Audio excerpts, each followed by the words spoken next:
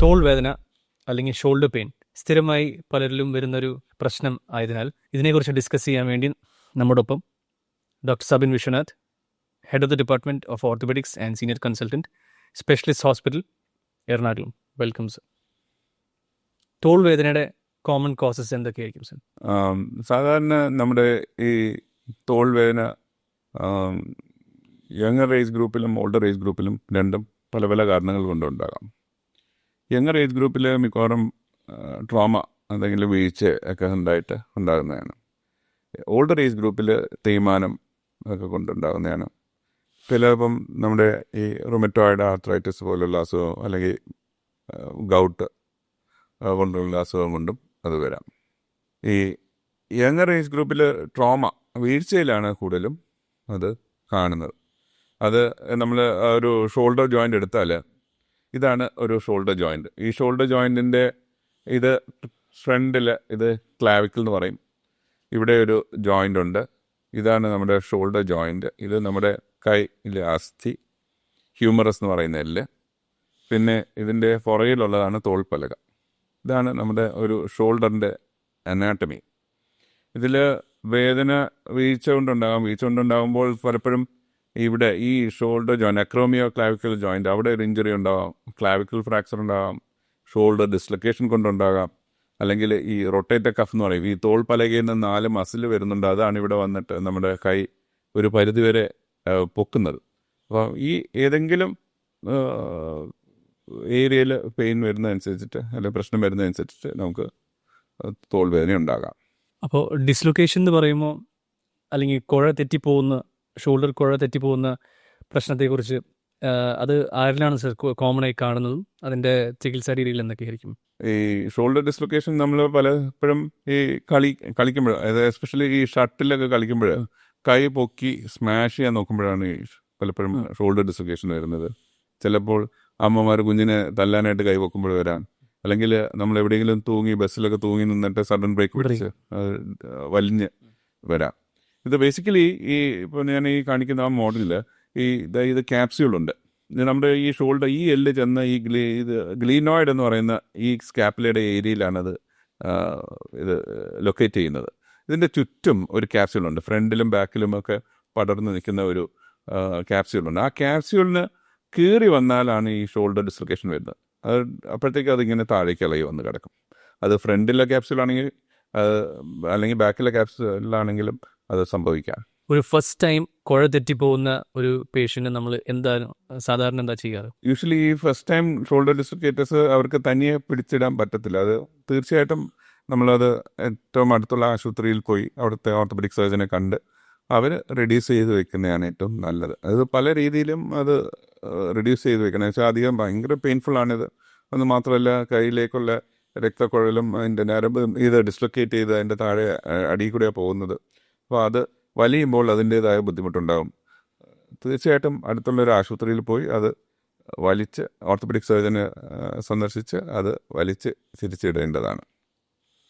അത് യൂഷ്വലി അത് first time ഡിസ്ലൊക്കേറ്റേഴ്സ് വലിച്ച് നമ്മൾ സാധാരണ പറയുന്നത് ഒന്ന് ഡിസ്ലൊക്കേഷൻ റെഡ്യൂസ് ചെയ്ത് കഴിഞ്ഞാൽ നമ്മൾ ഷോൾഡർ ഇമ്മൊബിലൈസർ എന്ന് പറഞ്ഞ സംവിധാനമുണ്ട്. അതായത് നമ്മുടെ ഷോൾഡറിൻ്റെ ഇവിടെയായിട്ട് അത് ഫിക്സ് ചെയ്ത് കൈ അനങ്ങാതെ ഒരു 2 മുതൽ 3 ആഴ്ച വരെ അത് വെച്ച് ആ ഷോൾഡർ ഇമ്മൊബിലൈസർ വെച്ചതിന് ശേഷം നമ്മൾ പതുക്കെ ഒരു 3 ആഴ്ച കഴിഞ്ഞിട്ട് നമ്മളത് പതുക്കെ ഷോൾഡർ അനക്കി എക്സസൈസ് ചെയ്ത് ഒരു 6 to 8 വീക്സ് നോർമലി അത് നമ്മുടെ റുട്ടീൻ ഫങ്ഷനിലേക്ക് പോകണം.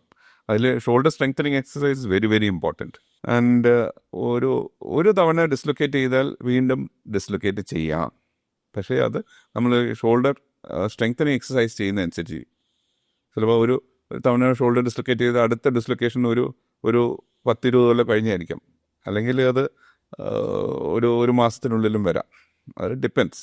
അത് ബേസിക്കലി ഞാൻ ഈ നേരത്തെ പറഞ്ഞ പോലെ ഈ ക്യാപ്സ്യൂളിൻ്റെ ടയർ, അതായത് ഇതാണ് ക്യാപ്സ്യൂൾ വരുന്നത്, ഇത് ചെറിയ റെൻറ്റ് ആണെങ്കിൽ അത് വീണ്ടും ഡിസ്ലൊക്കേറ്റ് ചെയ്യാൻ സാധ്യത കുറവാണ്. അതേസമയം ഇതിൻ്റെ ഈ ക്യാപ്സ്യൂൾ പറഞ്ഞിരിക്കുന്നത് വലിയൊരു റെൻറ്റ് ആണെങ്കിൽ അതിൽ പെട്ടെന്ന് ഡിസ്ലൊക്കേറ്റ് ചെയ്യാൻ സാധ്യതയുണ്ട്. ഈ യങ്സ്റ്റേഴ്സിൽ ഡിസ്ലൊക്കേഷൻ വന്ന് അതിനെ ഇഗ്നോർ ചെയ്ത് അതിനെ ട്രീറ്റ് ചെയ്യാതെ സ്വയം റെഡ്യൂസ് ചെയ്ത് അത് നല്ല കാര്യമാണോ സർ? ഒരിക്കൽ ഡിസ്ലൊക്കേറ്റ് ചെയ്ത് കഴിഞ്ഞാൽ വീണ്ടും ചിലർക്ക് തനിച്ച് ഇടാൻ സാധിക്കുന്നവരുണ്ട്. ചിലർക്ക് ഈ ലിഗമെന്റ്, ഇതിന്റെ ചുറ്റുമുള്ള ലിഗമെന്റ്സ് ലാക്സ് ആയിരുന്നാൽ ഡിസ്ലൊക്കേറ്റ് ചെയ്ത് വരുന്നവരുണ്ട്. അതിന് ഹാബിച്വൽ ഡിസ്ലൊക്കേറ്റേഴ്സ് എന്ന് പറയും. അവർക്കൊക്കെ തനിയെ ഒരു പൊസിഷൻ ചെയ്യുമ്പോഴത്തേക്ക് അത് കറക്റ്റ് പൊസിഷനിൽ വരാം. കഴിവതും ഡോക്ടറിനെ സമീപിച്ച് തന്നെ ഡിസ്ലൊക്കേഷൻ റെഡ്യൂസ് ചെയ്യുന്നതാണ് ഉത്തമം. ഇത് മൾട്ടിപ്പിൾ ടൈംസ് ഡിസ്ലൊക്കേറ്റ് ചെയ്യുന്നതനുസരിച്ചിട്ട്, ഇത് ഓരോ പ്രാവശ്യം ഡിസ്ലൊക്കേറ്റ് ചെയ്യുമ്പോൾ ഞാൻ ഈ കാണിക്കുന്ന മോഡലിൽ ഈ ഇതാണ് ഗ്ലീനോയിഡ് എന്ന് പറയുന്നത്. ഈ ഭാഗത്തുനിന്ന് ഇവിടെ എല്ല് ഓരോ പ്രാവശ്യം ഡിസ്ലൊക്കേറ്റ് ചെയ്യുമ്പോഴും എല്ല് തേയ്മാനം വന്ന് വരാം. അതിനുള്ള സാധ്യത കൂടുതലാണ്. ബേസിക്കലി ഈ ഷോൾഡർ, നമ്മുടെ തോൾ ജോയിന്റ് അൺസ്റ്റേബിൾ ആവാണ്. അപ്പോൾ ഈ അൺസ്റ്റേബിൾ ജോയിന്റിനെ സ്റ്റേബിൾ ആക്കാൻ വേണ്ടി നമ്മൾ സാധാരണ എന്താ ചെയ്യാറ് സർ? ഇതിൽ ഞാൻ എപ്പോഴും പറയുന്നത്, ഒരു തവണ ഡിസ്ലൊക്കേറ്റ് ചെയ്ത് കഴിഞ്ഞാൽ നമ്മൾ കൺസർവേറ്റീവ് മെത്തേഡ്, അതായത് ഈ ഷോൾഡർ ഇമ്മൊബിലൈസറും എക്സസൈസും ഒക്കെ ഒരു 2-3 തവണ അതിൽ കൂടുതലാകുമ്പോൾ നമ്മൾ തീർച്ചയായിട്ടും കീ ഹോൾ സർജറി തന്നെയാണ് അതിന് ഉത്തമം. പണ്ടൊക്കെ ഞാൻ എൻ്റെ പഠനകാലത്ത് ഇത് തുറന്നുള്ള സർജറീസാണ് കൂടുതലും കണ്ടിരുന്നത്. ഈ കഴിഞ്ഞ ഒരു 10-15 കൊല്ലം കൊണ്ട് ഇതിൻ്റെ ഈ കീ ഹോൾ സർജറി വളരെ വളരെ അഡ്വാൻസ്ഡ് ആയിട്ടുണ്ട്. നമുക്ക് വളരെ ഭംഗിയായിട്ട് ഞാൻ നേരത്തെ കാണിച്ച പോലെ ഈ ക്യാപ്സ്യൂൾ എന്താ ചെയ്യുമെന്ന് വെച്ചാൽ, ഇവിടെ കീ ഹോളായിട്ട് പോയിട്ട് ഈ ചെറിയ ചെറിയ ആങ്കേഴ്സ് ഫിറ്റ് ചെയ്തിട്ട് ഈ ക്യാപ്സ്യൂൾ തുന്നി അങ്ങ് വയ്ക്കും. അതാണ് ആർത്രോസ്കോപ്പിക് ബാങ്കാർട്ട് റിപ്പയർ എന്ന് പറയുന്നത്. അപ്പോൾ ഈ സർജറി കഴിഞ്ഞാൽ ഒരു പേഷ്യൻറ്റിന് തിരിച്ച് ഡെയിലി ആക്ടിവിറ്റീസും പിന്നെ suppose Sporting activities, cricket, badminton എന്ന് പറഞ്ഞ പോലെ തിരിച്ചു പോകാൻ പറ്റുമോ? എന്തായിരിക്കും ആ സമയം ഇപ്പം തിരിച്ചു പോകാൻ വേണ്ടി? ഇല്ല, ഇത് ഈ ഇപ്പം കീ ഹോൾ സർജറി ചെയ്ത് കഴിഞ്ഞാൽ ശരാശരി ഒരു 3 to 4 ഡേയ്സിനുള്ളിൽ പേഷ്യൻ്റ് വീട്ടിൽ പോകുന്നു. അത് കഴിഞ്ഞിട്ട് 2 ആഴ്ച കഴിഞ്ഞിട്ട് പതുക്കെ ഫിസിയോതെറാപ്പി സ്റ്റാർട്ട് ചെയ്യുന്നു. ഏകദേശം ഒരു 2 മാസം കൊണ്ട് ഷോൾഡർ ഫുൾ ഈ കാണുന്ന നമ്മൾ ഈ കൈ പൊക്കുന്ന രീതിയിൽ കൈ പൊക്കാം, ഫുൾ ഫങ്ഷൻ കിട്ടും. കീ ഹോൾ സർജറി അത്രയും അഡ്വാൻസ്ഡ് ആണ്. നമുക്ക് ഫങ്ഷൻ ഫുള്ളായിട്ട് കിട്ടും. പല ടെക്നിക്സ് ഉണ്ട് ഇത് തിരിച്ച് ഫിക്സ് ചെയ്യുന്നത്. ഓപ്പൺ ടെക്നിക്സ് ആയിരുന്നു പണ്ട് ചെയ്തിരുന്നത്. അതിൽ ഷോൾഡർ മൂവ്മെൻറ്റ്സ് വളരെ റെസ്ട്രിക്റ്റഡ് ആയിരുന്നു. പുട്ടിപ്ലാറ്റ് സർജറീസ് എന്നൊക്കെ പറഞ്ഞാൽ നമുക്ക് ഷോൾഡർ ഒരു ലിമിറ്റ് കഴിഞ്ഞാൽ പൊക്കാൻ പാടില്ല. പക്ഷേ നമ്മൾ ഈ ചെയ്യുന്ന കീ ഹോൾ സർജറീസ് കൊണ്ട് നമുക്ക് ഫുൾ ഫങ്ഷൻ കിട്ടാൻ സാധ്യതയുണ്ട്. അത് നമ്മൾ അതിൻ്റെ റീഹാബ് പ്രോട്ടോക്കോൾ യൂഷ്വലി നമ്മളത് ഒരു 2 മാസം വരെ ആണെങ്കിലും പിന്നെ ഒരു 8 to 9 months വരെ ഷോൾഡർ സ്ട്രെങ്തനിങ് എക്സസൈസ് ചെയ്ത് കഴിഞ്ഞിട്ട് മാത്രമേ വീണ്ടും ആക്റ്റീവ് സ്പോർട്സിൽ പോകാൻ പാടുള്ളൂ എന്നാണ് എൻ്റെ അഡ്വൈസ്. നമ്മുടെ ക്ലിനിക്കിൽ യൂഷ്വലി ചില ഫ്യൂ പേഷ്യൻസ് ഇങ്ങനെ ലൂസ് ജോയിൻസ് വെച്ച് വരാറുണ്ട്. അപ്പോൾ ഇവരിൽ നമ്മൾ കാണുന്നൊരു ചെറിയൊരു ടെൻഡൻസി ഉണ്ട്, ഇവർക്ക് ഈ വീണ്ടും ലിഗമെൻറ്റ്സ് ഒക്കെ ലൂസായി വീണ്ടും കുഴതെറ്റി പോകുന്ന ഒരു അവസ്ഥ വരാണെങ്കിൽ അതിന് വേറെ സർജറീസ് ഉണ്ടോ? അവർ കുറച്ചുകൂടി സ്റ്റേബിളാക്കി വിടുന്ന? ഡോക്ടർ നിക്സൺ പറഞ്ഞ അതിൽ ഈ ആൻറ്റീരിയർ ക്യാപ്സ്യൂള് ടയർ അല്ലാതെ ഈ ബാക്കിയുള്ള പുറകിലുള്ള ക്യാപ്സ്യൂളൊക്കെ ടയർ വരാം. പിന്നെ ഇതിൻ്റെ ചുറ്റുമുള്ള ലിഗമെൻസും വലിഞ്ഞു വരാം. മൾട്ടിപ്പിൾ ഡിസ്ലൊക്കേറ്റേഴ്സിൻ്റെ ഒരു പ്രശ്നം എന്ന് വെച്ചാൽ, ഞാൻ ഈ പറഞ്ഞ പോലെ ഇവിടുത്തെ തേയ്മാനം കൂടുതലായിരിക്കും. അപ്പോൾ അതുകൂടാതെ ഇതിന് നമ്മൾ ഒരു ക്ലിനിക്കലി പറയുന്നത് on track of track lesions ആണ്. അതായത് ഈ കൂടുതൽ തേയ്മാനം വരുന്നവർക്ക് നമുക്ക് കുറച്ചുകൂടെ കോംപ്ലക്സ് ആയിട്ടുള്ള ഷോൾഡർ സർജറീസ് ചെയ്യേണ്ടത് അത്യാവശ്യമാണ്. സിമ്പിളായിട്ടുള്ള ഒരു ഫസ്റ്റ് ടൈം ഡിസ്ലൊക്കേറ്റേഴ്സിന് സിമ്പിൾ ആർത്രോസ്കോപ്പിക് ബാങ്കാർട്ട് റിപ്പയർ മാത്രം മതി. അതായത് ഈ ഫ്രണ്ടിലുള്ള ഈ ക്യാപ്സ്യൂൾ മാത്രം അല്ലെങ്കിൽ റിപ്പയർ ചെയ്ത് പോകുന്നവരുണ്ട്. അത് ഈ ഓൺ ട്രാക്ക് തന്നെ നമ്മൾ ഈ പുറകിലുള്ള ക്യാപ്സ്യൂളും ചിലപ്പോൾ ഇവിടെ ഈ ഷോൾഡർ, ഈ ഹ്യൂമറസ് എന്ന് പറയുന്ന എല്ലിൽ ഒരു ആങ്കറും കൂടെ ഇട്ടിട്ട് റെംപ്ലിസാജ് എന്ന് പറഞ്ഞൊരു പ്രൊസീജിയറുണ്ട്. സോ യൂഷ്വലി ഒരു ആർത്രോസ്കോപ്പിക് ബാങ്കാർട്ട് പ്ലസ് റെംപ്ലിസാജ് പ്രൊസീജിയേഴ്സാണ് ഞാൻ യൂഷ്വലി അവലംബിക്കുന്നത്. പിന്നെ ഈ മൾട്ടി ലിഗമെൻറ്റ്സ് അല്ലെങ്കിൽ ചുറ്റുമുള്ള ലിഗമെൻറ്റ്സ് പോയി ഇവിടുത്തെ ലീഷൻ വളരെ കൂടുതലാണെങ്കിൽ നമ്മൾ അതിന് ബോൺ ഗ്രാഫ്റ്റ് കൂടി വെച്ചിട്ട് ഉള്ള പ്രൊസീജിയേഴ്സ് ഉണ്ട്. മോർ കോംപ്ലക്സ് ആയിട്ടുള്ള പ്രൊസീജിയേഴ്സ് ഉണ്ട്. ആർത്രോസ്കോപ്പിക് ലാറ്റാർജെ പ്രൊസീജിയർ, പിന്നെ ഈഡൻ ഹൈബർനെറ്റ് പ്രൊസീജിയേഴ്സ്. ഈ 2 പ്രൊസീജിയേഴ്സാണ് കോംപ്ലക്സ് ആയിട്ടുള്ള ഈ ഷോൾഡർ ജോയിൻസിന് നമ്മൾ ചെയ്യുന്നത്. ഇതിൻ്റെ സർജറി കഴിഞ്ഞിട്ടുള്ള ഫിസിയോതെറാപ്പി എത്ര കാലം ഉണ്ടാവും സർ? അത് ഞാൻ നേരത്തെ പറഞ്ഞ പോലെ ഏകദേശം ഒരു 2 months to ഒരു 2-2.5 മാസം വരെ ഉണ്ടാകാം. പക്ഷേ ഇത് പല രീതിയിലാണ് പേഷ്യൻസ് റെസ്പോണ്ട് ചെയ്യുന്നത്. അവരുടെ പെയിൻ ത്രെഷോൾഡും ഇഞ്ചുറിയുടെ സ്കെയിലും അനുസരിച്ചിട്ട് അവർ വേരി ചെയ്യുന്നതാണ്. കുഴ തെറ്റിപ്പോയി ഷോൾഡർ ഡിസ്ലൊക്കേഷൻ എന്നല്ലാതെ വേറൊരു ഡിസ്ലൊക്കേഷൻ വരാറുണ്ടോ സർ നമ്മുടെ റൂട്ടീൻ പ്രാക്ടീസിൽ ഷോൾഡറിൽ? ഷോൾഡറിൽ ഒരു നമ്മൾ ഈ കാണുന്ന ഇത് ക്ലാവിക്കിൾ, ഇത് അക്രോമിയൻ, ഈ സ്കാപ്പുലയുടെ ഒരു ഭാഗമാണ് അക്രോമിയൻ എന്ന് പറയുന്നത്. ഈ അക്രോമിയനിലാണ് ലിഗമെൻസോടുകൂടി ഈ ക്ലാവിക്കിൾ അറ്റാച്ച് ചെയ്തിരിക്കുന്നത്. നമ്മുടെ മനുഷ്യ ശരീരത്തിൽ ഫ്ലാറ്റായിട്ട് കിടക്കുന്ന ഏക എല്ല് ഇതാണ്, ഈ ക്ലാവിക്കിളാണ്. ആ ക്ലാവിക്കിൾ ആക്ച്വലി ഇതിലാണ് ഷോൾഡർ നമ്മുടെ സ്കെൽട്ടനിൽ ഫിക്സ് ചെയ്ത് ഷോൾഡർ ജോയിൻറ്റ് ആകെ ഫിക്സ് ചെയ്തിരിക്കുന്ന ഈ ക്ലാവിക്കിൾ വഴിയാണ് ഈ shoulder joint. It's highly mobile joint, ഭയങ്കര മൊബൈലായിട്ടുള്ളൊരു ജോയിൻ്റാണ്. ഇതിന് ഈ ക്ലാവിക്കിൾ ഈ കാണുന്ന ഇവിടെ 2 ലിഗമെൻറ്റ്സ് ഉണ്ട്, ട്രെപ്പീസിയൻ ആൻഡ് കോണോയിഡ് എന്ന് പറഞ്ഞ്. അതുകൂടാതെ ഈ അക്രോമിയൽ ക്ലാവിക്കിൾ ഇതിവിടെയും ഇത് ഫിക്സ്ഡ് ആണ്. ഈ 2 ലിഗമെൻറ്റും പൊട്ടി ഇത് പൊങ്ങി വരാൻ സാധ്യതയുണ്ട് ചിലർക്ക്. അത് പല ടൈപ്സ് ഉണ്ട്. അതിൽ നമ്മൾ ഇതെല്ലാം പൊട്ടിയിരിക്കുന്നത് അത് നമ്മൾ സർജറി ചെയ്യേണ്ടതായിട്ട് വരും. It is known as acromioclavicular joint dislocation. AC joint എന്ന് കോമൺ ആയിട്ട് നമ്മൾ പറയുന്ന ഡിസ്ലൊക്കേഷനാണ്. ഈ AC ജോയിന്റ് ഡിസ്ലൊക്കേഷൻ കഴിഞ്ഞ് നമ്മളൊരു എല്ല് പൊങ്ങി വന്നൊരു അവസ്ഥയിൽ നിന്ന് നമുക്ക് ആ ഡിഫോമിറ്റി അല്ലെങ്കിൽ ആ കാഴ്ചയിൽ ആ എല്ലൊക്കെ തിരിച്ച് പഴയ പൊസിഷനിലോട്ട് പോവോ? ഇല്ല, അത് ഒരിക്കലും അത് പൊട്ടിക്കഴിഞ്ഞാൽ അത് പൊങ്ങി തന്നെ ഇരിക്കും. ചില ആളുകൾക്ക് അത് സർജറി വേണ്ടാന്ന് പറയുന്നത് നമ്മൾ വെറുതെ വിടും. പലരും അതുകൊണ്ട് ജീവിക്കുന്നവരുണ്ട്. പതുക്കെ കാലക്രമേണ ഒരു 2-3 മാസം കൊണ്ട് അതിൻ്റെ പെയിൻ കുറഞ്ഞു കിട്ടും. പക്ഷേ ഈ എല്ല് പൊന്തി ഇരിക്കും. അപ്പോൾ അതിന് കറക്റ്റ് ചെയ്യണമെങ്കിൽ സർജറി മാത്രമേ ഉള്ളൂ. സർജറിയിൽ അപ്പോൾ നമ്മൾ എന്താണ് ചെയ്യുന്നത്? അത് 2 രീതിയിൽ നമുക്ക് ചെയ്യാം. ഒന്ന്, ഇത് തുറന്നിട്ട് ഈ കാണിച്ചിരിക്കുന്ന ഈ അക്രോമിയോ, ഈ കൊറക്കോയിഡ് ട്രപ്പിസോയിഡ് ലിഗമെൻറ്റ്സ് റീകൺസ്ട്രക്ട് ചെയ്യാം. അല്ലെങ്കിൽ കീ ഹോളായിട്ട് ആർത്രോസ്കോപ്പിക്കായിട്ട് നമുക്കിത് ബട്ടൺ വെച്ചിട്ട് ഈ മറ്റൊരു ഈ എല്ലിൽ നിന്ന് ഒരു ബട്ടൺ പാസ് ചെയ്ത് ഇങ്ങോട്ട് പാസ് ചെയ്ത് ഒരു ടേപ്പ് വെച്ചിട്ട് ലൂപ്പ് ചെയ്ത് ഫിക്സ് ചെയ്യാവുന്നതാണ്. അപ്പോൾ 2 രീതി തുറന്നുള്ള ഓപ്പൺ സർജറീസും ഉണ്ട്, കീ ഹോൾ സർജറീസും നമുക്ക് അവലംബിക്കാവുന്നതാണ്. അപ്പോൾ സർജറി കഴിഞ്ഞു കഴിഞ്ഞാൽ ആ എല്ല് തിരിച്ച് അതെ, തീർച്ചയായിട്ടും അത് പൂർവ്വസ്ഥിതിയിൽ വരും. അത് എന്നിട്ട് നമ്മളൊരു 14 days കഴിഞ്ഞിട്ട് ഒരു 3 to 4 weeks കഴിഞ്ഞിട്ട് പതുക്കെ എക്സസൈസ് ഒക്കെ ചെയ്ത് നമ്മൾ ഏകദേശം ഒരു 1-2 മാസം കൊണ്ട് നമുക്ക് ഫുൾ ഷോൾഡർ മൊബിലിറ്റി കിട്ടും. വേറെ ഒരു കോമൺ പ്രോബ്ലമാണ് റൊട്ടേറ്റർ കഫ് എന്ന് പറഞ്ഞ ഒരു മസിലാണ് നമ്മുടെ ഷോൾഡർ ജോയിൻറ്റിനകത്ത്. ഈ റൊട്ടേറ്റർ കഫിൽ നിന്ന് വരുന്ന പ്രോബ്ലംസ് എന്തൊക്കെയാണ് സർ? ഈ റൊട്ടേറ്റർ കഫ് യൂഷ്വലി ഒരു ഡീജനറേറ്റീവ് ചേഞ്ചസ് നമുക്ക് പ്രായം ചെല്ലുമ്പോൾ ഉണ്ടാകുമ്പോഴത്തേക്ക് ഈ കാണിക്കുന്ന ഈ ഷോൾഡർ, ഈ സ്കാപ്പുലയുടെ ഇവിടെ അക്രോമിയൻ എന്ന് പറഞ്ഞ ഒരു ഭാഗമുണ്ട്. അതിൻ്റെ വളവ് കൂടുതലാണെങ്കിൽ ഈ റൊട്ടേറ്റർ കഫ് ഒരഞ്ഞൊരഞ്ഞ് അത് പൊട്ടിപ്പോകാൻ സാധ്യത. Degenerative shoulder joints. ആദ്യം ഈ റൊട്ടേറ്റർ കഫ് എന്താണെന്നുള്ളത് നമ്മൾ പറഞ്ഞു കൊടുക്കേണ്ടതായിട്ടുണ്ട്. റൊട്ടേറ്റർ കഫ് എന്ന് പറയുന്നത് നമ്മുടെ ഈ തോൾപ്പലക സ്കാപ്പുല എന്ന് പറയും. അതിൻ്റെ 3-4 മസിൽസ് ഉണ്ട്. സൂപ്പറാസ്പൈനറ്റസ്, ഇൻഫ്രാസ്പൈനറ്റസ് ആൻഡ് സബ്സ്കാപ്പുലാരിസ്. ഇതൊക്കെ ചേർന്നുള്ള ഒരു മസിൽ ഗ്രൂപ്പാണ് ഈ റൊട്ടേറ്റർ കഫ്. അത് നമ്മുടെ ഈ ഷോൾഡർ ജോയിൻറ്റിൻ്റെ ഏകദേശം ഇവിടെ നമ്മൾ ഈ പുറത്ത് കാണുന്ന ഡെൽറ്റോയിഡ് എന്ന് പറയുന്ന ആ മസിൽ ഗ്രൂപ്പ് ഉണ്ടല്ലോ, അത് ഇളക്കി മാറ്റിയാൽ അതിൻ്റെ അടിയിൽ കാണുന്ന മസിൽ ഗ്രൂപ്പാണ് ഈ റൊട്ടേറ്റർ കഫ് എന്ന് പറയുന്നത്. ഈ റൊട്ടേറ്റർ കഫ് ശരിക്കും നമ്മുടെ കൈ ഇവിടെ തൊട്ട് സൈഡിലേക്ക് ഇത്രയും പൊക്കി തരാനായിട്ട് സഹായിക്കുന്ന വളരെ ഇമ്പോർട്ടൻ്റ് ആയിട്ടുള്ളൊരു മസിൽ ഗ്രൂപ്പാണ്. അതാണ് റൊട്ടേറ്റർ കഫ്. അത് ഒന്നുകിൽ ഞാൻ ഈ നേരത്തെ പറഞ്ഞ പോലെ ഈ അക്രോമിയൻ ഇരുന്ന് ഒരഞ്ഞൊരഞ്ഞ് ഡീജനറേറ്റീവ് ചേഞ്ചസ് കൊണ്ടുവരാം, അല്ലെങ്കിൽ ഒരു വീഴ്ചയിലോ നമ്മൾ ഒരു കൈ വീഴുന്ന പ്രിവെൻറ്റ് ചെയ്യാനായിട്ട് പലപ്പോഴും ഈ വലിഞ്ഞ് കൈ ട്രാക്ഷൻ ഇഞ്ചുറി എന്ന് പറയും, വലിഞ്ഞും ഇത് പൊട്ടിപ്പോകാറുണ്ട്. എല്ലാ റൊട്ടേറ്റർ കഫ് ടയറിനും ഇതേപോലെ അത് റിപ്പയർ ചെയ്യേണ്ട ആവശ്യമുണ്ടോ, അതോ നമുക്ക് വേറെ ഓപ്ഷൻസ് ഉണ്ടോ കഫിന് വേണ്ടി? ഈ റൊട്ടേറ്റർ കഫിൽ ഈ കാണുന്ന ചെറിയ ടേഴ്സ് നമ്മൾ വെറുതെ വിടും, ഒന്നും ചെയ്യത്തില്ല. റെസ്റ്റ് കൊണ്ട് പതുക്കെ എക്സസൈസ് ഒക്കെ കൊണ്ട് കുറച്ച് അത് ഹീൽ ചെയ്ത് വരാം.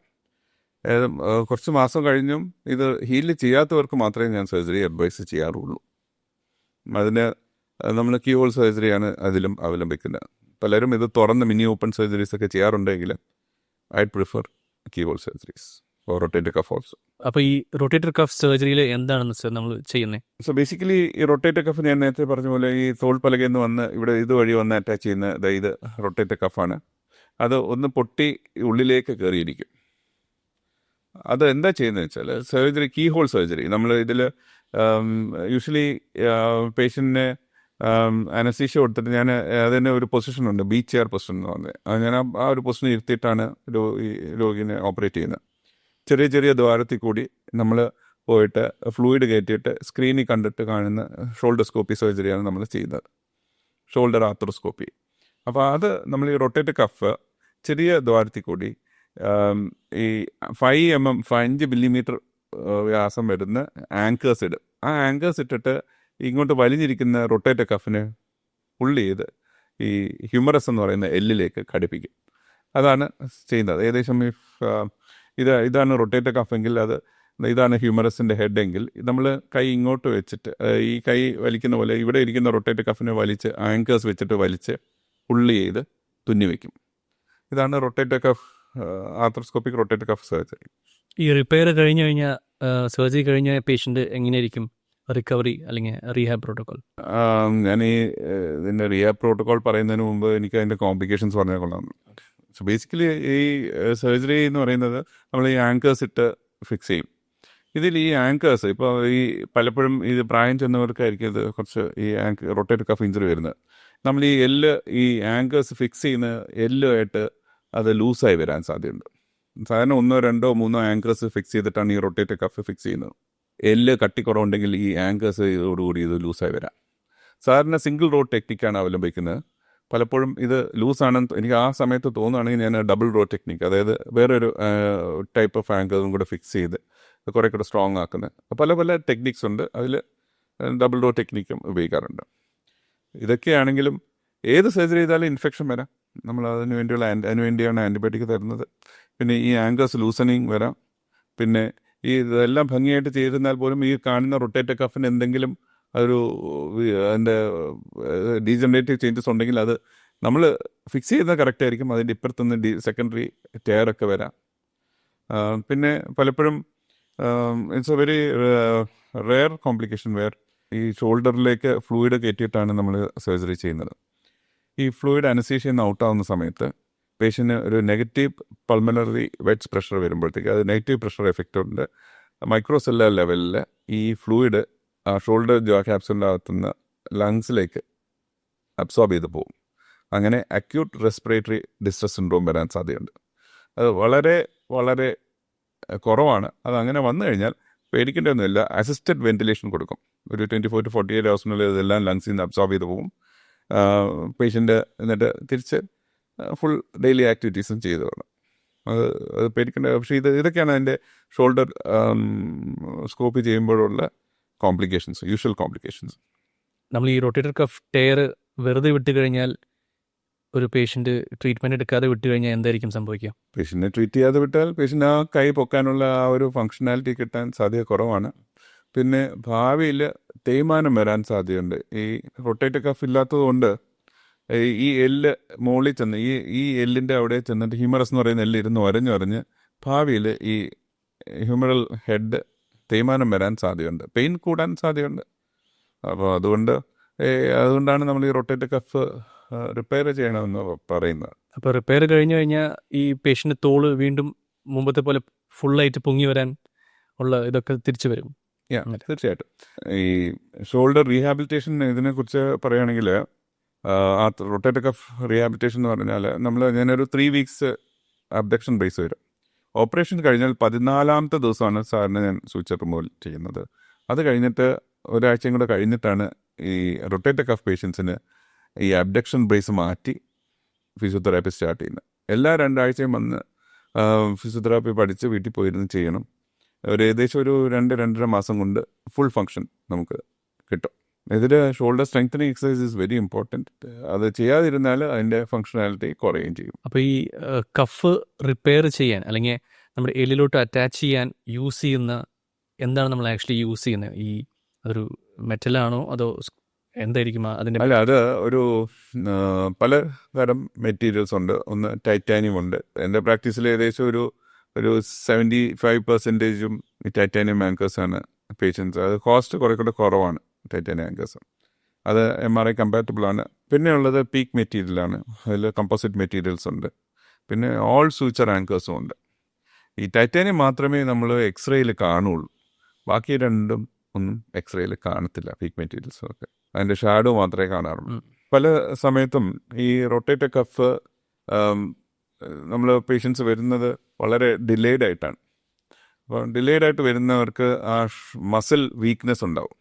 അപ്പം മസിൽ വീക്ക്നെസ് ഉണ്ടായാൽ നമ്മൾ തിരിച്ച് റൊട്ടേറ്റർ കഫ് അതേപോലെ റീകൺസ്ട്രക്ട് ചെയ്താൽ അത് എത്തത്തില്ല. അത് വീണ്ടും പൊട്ടിപ്പോകാനുള്ള സാധ്യതയൊക്കെ ഉണ്ട്. ചില ഡീജനറേറ്റീവ് ചേഞ്ചസ് ആണ്. ഇപ്പോൾ ഈ കാണുന്ന ഇവിടെ നിന്ന് ഇവിടം വരെയുള്ള ഒരു റൊട്ടേറ്റർ കഫ് ഇവിടെ വെച്ച് വലിച്ചാലും ഇവിടെ എത്തത്തില്ല.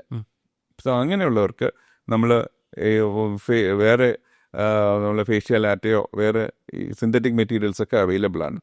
അത് വെച്ചിട്ട് അത് റീകൺസ്ട്രക്ട് ചെയ്യും. പല മെത്തേഡ്സും അത് അവിടെയുണ്ട്. പക്ഷേ അത് കുറച്ചുകൂടെ കോംപ്ലക്സ് ആയിട്ടുള്ള റൊട്ടേറ്റർ കഫ് റീകൺസ്ട്രക്ഷനാണ്. അതും നമ്മൾ ആർത്രോസ്കോപ്പിക്കായിട്ട് ചെയ്യാവുന്നതാണ്. ഈ ഷോൾഡർ ഇഞ്ചറീസ് വരുന്ന ആൾക്കാർക്ക് അപ്പോൾ എന്താ സർ അഡ്വൈസ് കൊടുക്കാം? ഷോൾഡർ ഇഞ്ചുറി വന്നു കഴിഞ്ഞാൽ നമ്മൾ സർജറി കഴിയുന്നവർ നമ്മൾ ആ പറഞ്ഞ രീതിയിലുള്ള ഫിസിയോതെറാപ്പി പ്രോട്ടോക്കോൾ കഴിഞ്ഞ് ഒരു 2-3 മാസം കഴിഞ്ഞാലും അവർ പോയി ജിമ്മിലൊക്കെ പോകുന്നവരുണ്ട്. പെട്ടെന്ന് ഉടനെ പോയി ഹെവി വെയ്റ്റ്സ് തൂക്കുന്നവരുണ്ട്. So my advice is do gradually improve or increase the weight that you take. Definitely നമ്മൾ അവിടെയൊക്കെ പോയി ചെയ്യുന്നത് നല്ലത് തന്നെയാണ്. പക്ഷേ അത് വളരെ ഗ്രാജുവലായിട്ട് വേണം വെയ്റ്റ് ട്രെയിനിങ് ചെയ്യേണ്ടത്, അണ്ടർ സൂപ്പർവിഷൻ. ഒറ്റയടിക്ക് പോയി വലിയ വെയിറ്റ് എടുക്കാൻ സാഹസികത്തിന് മുതിരരുത്. Always go for a graded shoulder mobilisation exercise. അപ്പോൾ അതുകൊണ്ട് ഇത് ഇളകി പോകത്തൊന്നുമില്ല. Once tendon has been fixed on the bone and it is set properly it usually heals. പക്ഷെ അത് എക്സസൈസ് ചെയ്ത് ഒരു പിന്നെ ആക്റ്റീവ് സ്പോർട്സ് പലരും അഗ്രസീവായിട്ട് സ്പോർട്ടിങ്ങിന് പോകുന്നവർ ഒരു 8 to 9 months കണ്ടിന്യൂസ് ആയിട്ട് ഇതേപോലെയുള്ള വെയ്റ്റ് ട്രെയിനിങ് ഷെഡ്യൂൾ കഴിഞ്ഞിട്ട് മാത്രമേ അവർ ഈ ആക്റ്റീവ് സ്പോർട്സിൽ പോകാൻ പാടുള്ളൂ എന്നാണ് എൻ്റെ അഡ്വൈസ്. ഓക്കെ. അപ്പോൾ ഫൈനലായിട്ട് നമുക്കൊരു ഷോൾഡർ പെയിൻ വന്ന് കാര്യമായി സീരിയസ് ആക്കി എടുക്കാത്ത അല്ലെങ്കിൽ നെഗ്ലക്റ്റ് ചെയ്ത് പോകുന്ന ഷോൾഡേഴ്സിന് എന്താ സർ അഡ്വൈസ് കൊടുക്കുന്നത്? അതിൻ്റെ ഫൈനൽ ഔട്ട്കം എന്തായിരിക്കും? പലപ്പോഴും ഈ റൊട്ടേറ്റർ കഫ് ഇഞ്ചുറിയും ഇതൊക്കെ ഉണ്ടായിട്ടും ചികിത്സ തേടാത്തവരുണ്ട്. അവർ ഞാൻ നേരത്തെ പറഞ്ഞ പോലെ പലപ്പോഴും ഇത് തേയ്മാനം വരും. ഇതിൽ end up in degenerative changes in the shoulder joint. അപ്പോൾ അങ്ങനെയുള്ളവരിലാണ് അവസാനം നമ്മൾ ടോട്ടൽ ഷോൾഡർ റീപ്ലേസ്മെൻറ്റ് ചെയ്യേണ്ടി വരുന്നത്. പിന്നെ ഈ റൊട്ടേറ്റർ കഫ് ഇല്ലാത്തവർക്ക് നമ്മൾ മിക്കവാറും റിവേഴ്സ് ഷോൾഡർ റീപ്ലേസ്മെൻറ്റ് എന്നുള്ള ഇതും കൂടെ ചെയ്യേണ്ടി വരുന്നുണ്ട്. അതായത് ഷോൾഡർ സാധാരണ ഗ്ലീനോയിഡ് ഒരു സർഫസിൽ ഒരു ബോളും മറ്റൊരു കപ്പ് ഏരിയയും ഹ്യൂമറസിലും വരുന്നതാണ് റിവേഴ്സ് ഷോൾഡർ റീപ്ലേസ്മെൻറ്റ്. അപ്പോൾ അങ്ങനെയുള്ളൊരു സർജിക്കൽ പ്രൊസീജിയറിലേക്ക് അവസാനം ചെന്നെത്താറുണ്ട്. So my advice is people with rotator cuff അവർ അതായത് ഓർത്തോപെഡിക് സർജൻസിനെയൊക്കെ കണ്ട് അതിനുള്ള സർജിക്കൽ മോഡ് വേണ്ടവർ സർജറി തന്നെ അവലംബിക്കേണ്ടവരാണെങ്കിൽ സർജറി തന്നെ അവലംബിക്കണം എന്നാണ് എൻ്റെ അഡ്വൈസ്. നമ്മൾ എക്സസൈസ് കൊണ്ട് മാറാവുന്ന അസുഖമല്ല. ഒരിക്കൽ കയറി കഴിഞ്ഞാൽ അത് കയറി തന്നെ ഇരിക്കും. അതുകൊണ്ട് ഡീജനറേറ്റീവ് ചേഞ്ചസ് ഉണ്ടാവും.